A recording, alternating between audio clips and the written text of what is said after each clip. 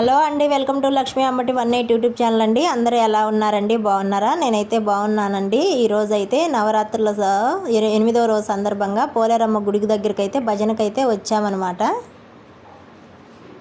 నిన్న అయితే ఫుల్ వర్షం పడింది, కానీ ఈరోజు అయితే ఏం లేదండి. వర్షం అయితే గాలి వీస్తుందన్నమాట. బాగానే ఉంది వాతావరణం అయితే. ఈరోజు అమ్మవారి అలంకరణ అయితే చూసేయండి. అమ్మవారిని అయితే ఇలా అలంకరించారనమాట.